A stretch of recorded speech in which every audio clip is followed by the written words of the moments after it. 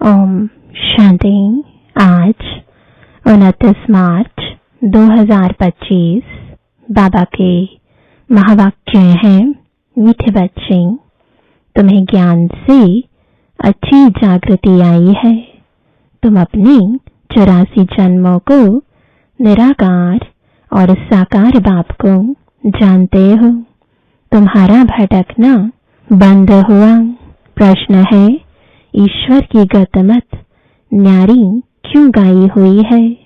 उत्तर है, पहला, क्योंकि वह ऐसी मत देते हैं जिससे तुम ब्राह्मण सबसे न्यारे बन जाते हो। तुम सबकी एक मत हो जाती है।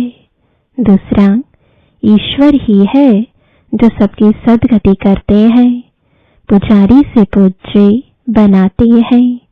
इसलिए उनकी गतमत न्यारी है, जिसे तुम बच्चों के सिवाय कोई समझ नहीं सकता। ओम शांति। तुम बच्चे जानते हो, बच्चों की अगर तबीयत ठीक नहीं होगी तो बाप कहेंगे भले यहाँ सो जाओ, इसमें कोई हर्जा नहीं, क्योंकि सिकिलते बच्चे हैं। अर्थात 5000 वर्ष बाद फिर से आकर मिले हैं। किसको मिले हैं? बेहद के बाप को। यह भी तुम बच्चे जानते हो, जिनको निश्चय है बरोबर हम बेहद के बाप से मिले हैं, क्योंकि बाप होता ही है एक हद का और दूसरा बेहद का। दुख में सब बेहद के बाप को याद करते हैं।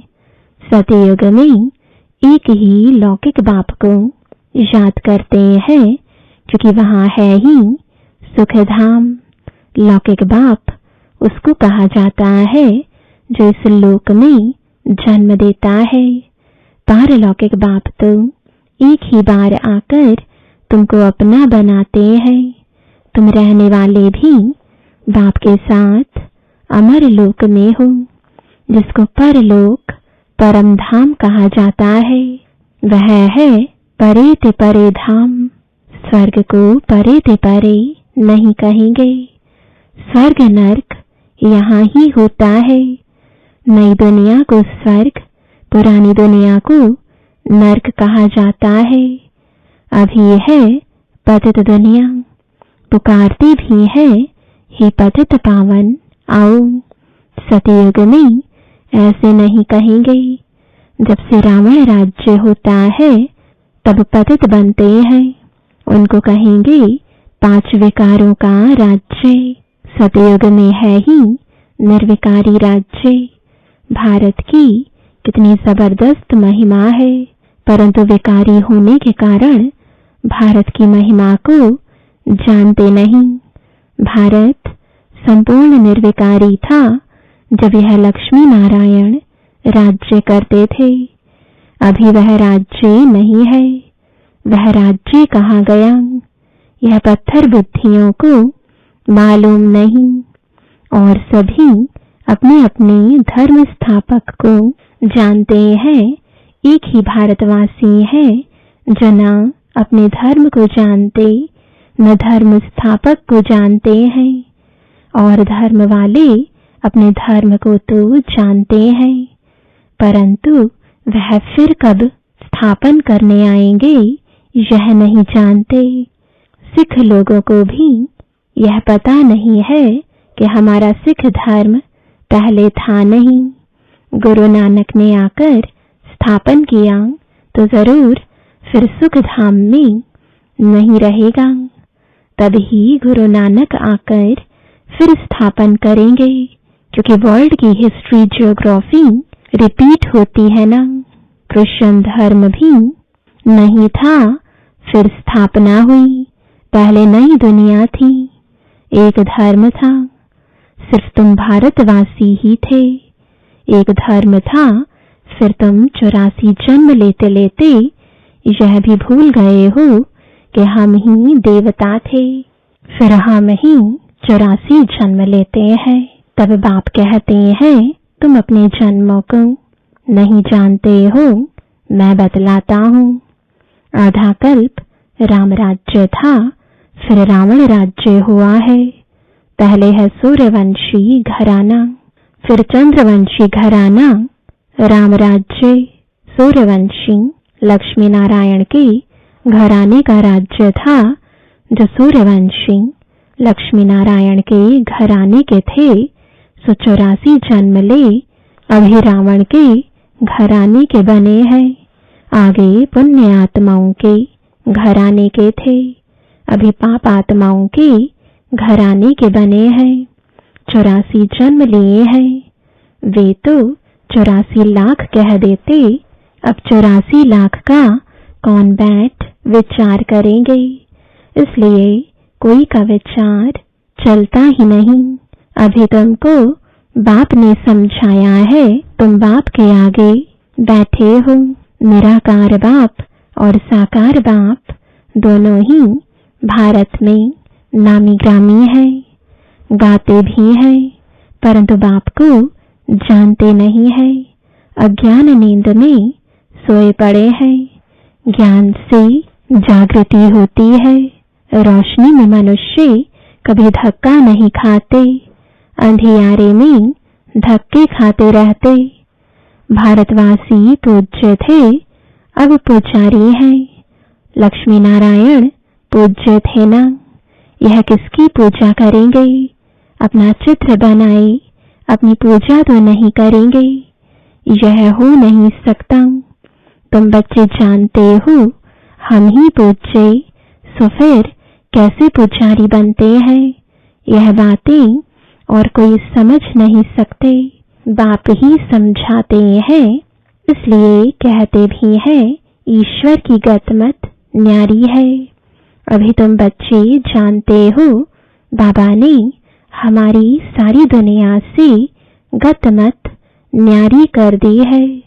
सारी दुनिया में अनेक मत मतांतर है, यहाँ तुम ब्राह्मणों की है एक मत, ईश्वर की मत और गत। गत अर्थात सदगति, सदगति दाता एक ही बाप है। गाते भी है सर्व का सदगति दाता राम, परंतु समझते नहीं कि राम किसको कहा जाता है। कहेंगे जिधर देखो राम ही राम रहता है। इसको कहा जाता है अज्ञान अंधियारा। अंधियारे में है दुख, सोझरे में है सुख। अंधियारे में ही पुकारते हैं ना, बंदगी करना माना बाप को बुलाना। भीख मांगते हैं ना, देवताओं के मंदिर में जाकर भीख मांगना हुआ ना। सतयुग में भीख मांगने की दरकार नहीं। भिखारी को इंसॉल्वेंट कहा जाता है।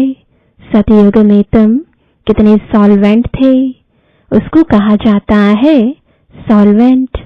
भारत अभी इंसॉल्वेंट है, यह भी कोई समझते नहीं। कल्प की आयु उल्टी सुल्टी लिख देने से मनुष्यों का माथा ही फिर गया है। बाप बहुत प्यार से बैठ समझाते हैं।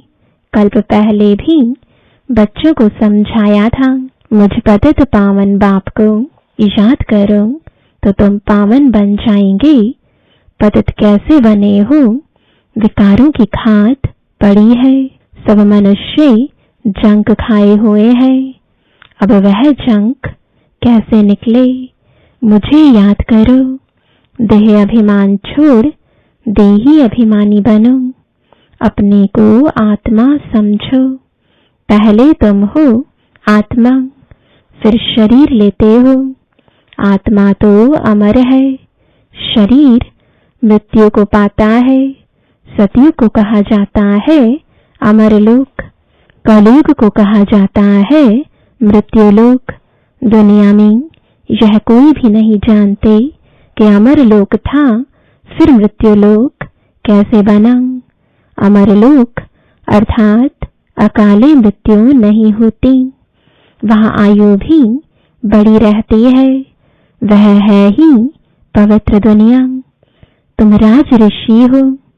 ऋषि पवित्र को कहा जाता है। तुमको पवित्र किसने बनाया? उनको बनाते हैं शंकराचार्य, तुम बना रहे हो शिवाचार्य। यह कोई पढ़ा हुआ नहीं है, इन द्वारा तुमको शिव बाबा आकर पढ़ाते हैं। शंकराचार्य ने तो गर्भ से जन्म लिया, कोई ऊपर से अवतरित नहीं हुआ। बाप तो इनमें प्रवेश करते हैं, आते हैं, जाते हैं, मालिक हैं, जिसमें चाहे उनमें जा सकते हैं।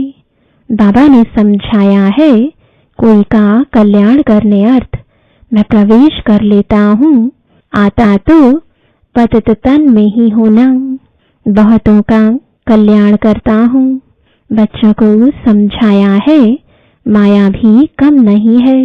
कभी कभी ध्यान में माया प्रवेश कर उल्टा सुल्टा बुलवाती रहती है, इसलिए बच्चों को बहुत संभाल करनी है। कईयों में जब माया प्रवेश कर लेती है तो कहते हैं मैं शिव हूँ, फलाना हूँ। माया बड़ी शैतान है। समझदार बच्चे अच्छी रीति समझ जाएंगे कि यह किसका प्रवेश है। शरीर तो उनका मुकर्रर यह है ना, फिर दूसरे का हम सुने ही क्यों? अगर सुनते हो तो बाबा से पूछो यह बात राइट है व नहीं। बाप झट समझा देंगे। कई ब्राह्मणियां भी इन बातों को समझ नहीं सकती कि यह क्या है। कोई में तो ऐसी प्रवेशता होती है जो चमाट भी मार देते, गालियां भी देने लग पड़ते। अब बाप थोड़े ही गाली देंगे। इन बातों को भी कई बच्चे समझ नहीं सकते। फर्स्ट क्लास बच्चे भी कहां कहां भूल जाते हैं। सब बातें पूछनी चाहिए, क्योंकि बहुतों में माया प्रवेश कर लेती है, फिर ध्यान में जाकर क्या क्या बोलते रहते हैं। इसमें भी बड़ा संभालना चाहिए। बाप को पूरा समाचार देना चाहिए। फलाने में मम्मा आती है, फलाने में बाबा आते हैं। इन सब बातों को छोड़ बाप का एक ही फरमान है कि माँ में कम याद करो। बाप को और सृष्टि चक्र को याद करो। रचयिता और रचना का स्मरण करने वाले की शक्ल सदैव हर्षित रहेगी। बहुत है जिनका स्मरण होता नहीं है। कर्म बंधन बड़ा भारी है। विवेक कहता है, जबकि बेहद का बाप मिला है, कहते हैं मुझे याद करो, तो फिर क्यों ना हम याद करें। कुछ भी होता है तो बाप से पूछो, बाप समझाएंगे। कर्म भोग तो अभी रहा हुआ है ना, कर्मातीत अवस्था हो जाएगी तो फिर तुम सदैव हर्षित रहेंगे। तब तक कुछ न कुछ होता है। यह भी जानते हो, मिरुआ मौत, मलू का शिकार, विनाश होना है। तुम फरिश्ते बनते हो, बाकी थोड़े दिन इस दुनिया में हो, फिर तुम बच्चों को यह स्थूल वतन भासेगा नहीं, सूक्ष्म वतन और मूल वतन भासेगा। सूक्ष्म वतन वासियों को कहा जाता है फरिश्ते। वह बहुत थोड़ा समय बनते हो, जबकि तुम कर्मातीत अवस्था को पाते हो। सूक्ष्म वतन में हड्डी मांस होता नहीं। हड्डी मांस नहीं तो बाकी क्या रहा? सिर्फ सूक्ष्म शरीर होता है। ऐसे नहीं कि निराकार बन जाते हैं, नहीं, सूक्ष्म आकार रहता है। वहां की भाषा मूवी चलती है। आत्मा आवाज से परे है, उसको कहा जाता है सटल वर्ल्ड। सूक्ष्म आवाज होता है, यहाँ है टॉकिंग, फिर मूविंग, फिर है साइलेंस। यहाँ टॉक चलती है। यह ड्रामा का बना बनाया पार्ट है, वहाँ है साइलेंस। वह मूवी और यह है टॉकिंग। इन 3 लोगों को भी याद करने वाले कोई विरले होंगे। बाप समझाते हैं, बच्चे सजाओं से छूटने के लिए कम से कम 8 घंटा कर्मयोगी बन कर्म करो, 8 घंटा आराम करो और 8 घंटा बाप को याद करो।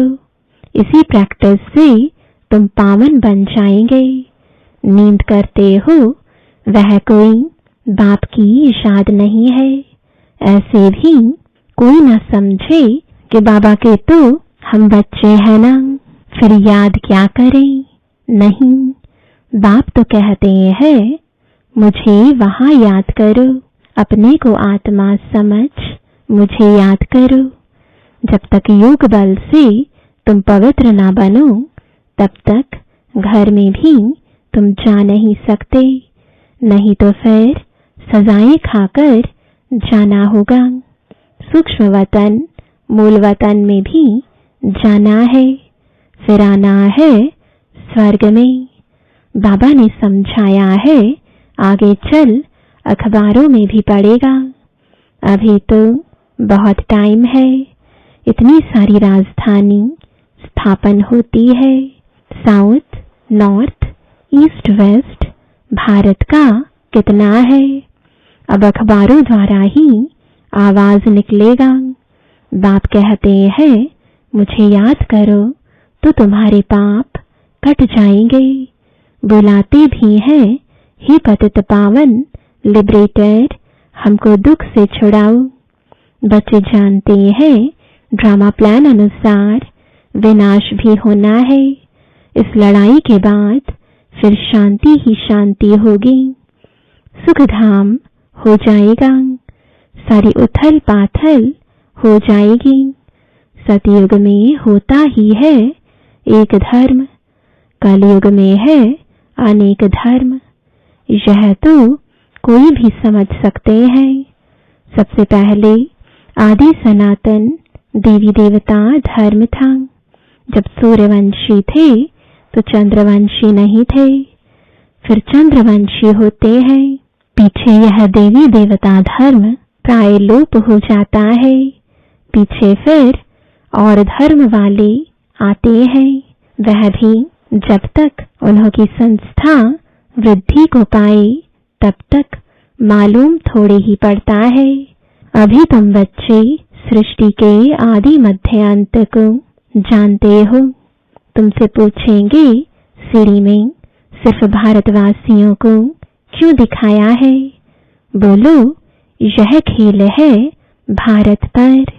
आधा कल्प है उन्हों का पाठ, बाकी द्वापर कलयुग में अन्य सब धर्म आते हैं। गोले में यह सारी नॉलेज है। गोला तो बड़ा फर्स्ट क्लास है। सतयुग त्रेता में है श्रेष्ठाचारी दुनिया, द्वापर कलयुग है भ्रष्टाचारी दुनिया। अभी तुम संगम पर हो। यह ज्ञान की बातें हैं। यह 4 युगों का चक्र कैसे फिरता है यह किसको पता नहीं है। सतयुग में इन लक्ष्मी नारायण का राज्य होता है। इन्हों को भी यह थोड़े ही पता रहता कि सतयुग के बाद फिर त्रेता होना है, त्रेता के बाद फिर द्वापर कलयुग आना है। यहाँ भी मनुष्यों को बिल्कुल पता नहीं।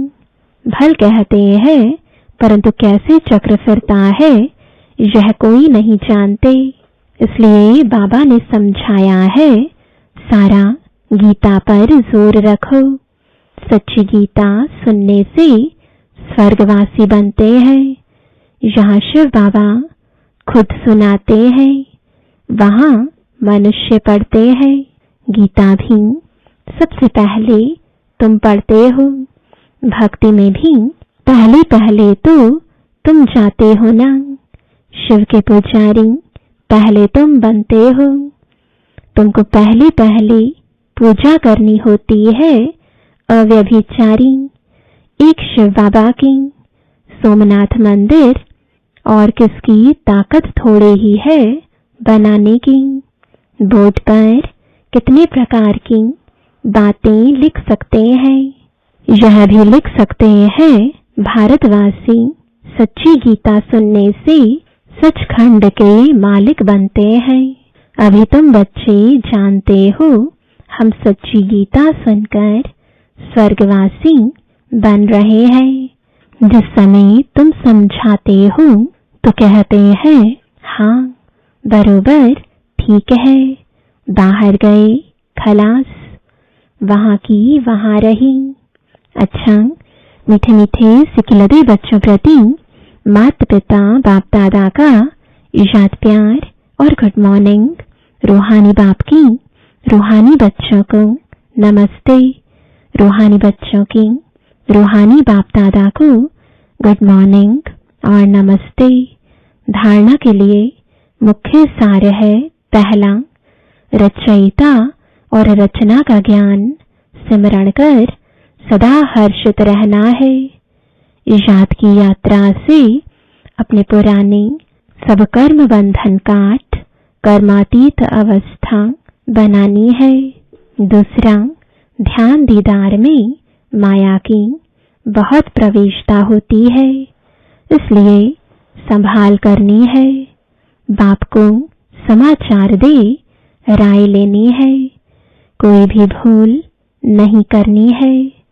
वरदान है अपनी शुभ भावना द्वारा निर्बल आत्माओं में बल भरने वाले सदा शक्ति स्वरूप भव। सेवाधारी बच्चों की विशेष सेवा है स्वयं शक्ति स्वरूप रहना और सर्व को शक्ति स्वरूप बनाना, अर्थात निर्बल आत्माओं में बल भरना। इसके लिए सदा शुभ भावना और श्रेष्ठ कामना स्वरूप बनो। शुभ भावना का अर्थ यह नहीं कि किसी में भावना रखते रखते उसके भाववान हो जाओ, यह गलती नहीं करना। शुभ भावना भी बेहद की हो। एक के प्रति विशेष भावना भी नुकसान कारक है, इसलिए बेहद में स्थित हो निर्बल आत्माओं को अपनी प्राप्त हुई शक्तियों के आधार से शक्ति स्वरूप बनाओ। स्लोगन है अलंकार ब्राह्मण जीवन का श्रृंगार है, इसलिए अलंकारी बनो, देह अहंकारी नहीं। आज का अव्यक्त इशारा सत्यता और सभ्यता रूपी कल्चर को अपनाओ। कई बच्चे कहते हैं वैसे क्रोध नहीं आता है, लेकिन कोई झूठ बोलता है तो क्रोध आ जाता है। उसने झूठ बोला, आपने क्रोध से बोला, तो दोनों में राइट कौन? कई चतुराई से कहते हैं कि हम क्रोध नहीं करते हैं, हमारा आवाज ही बड़ा है, आवाज ही ऐसा तेज है। लेकिन जब साइंस के साधनों से आवाज को कम और ज्यादा कर सकते हैं, तो क्या साइलेंस की पावर से अपनी आवाज की गति को धीमी या तेज नहीं कर सकते हो? ओम शांति।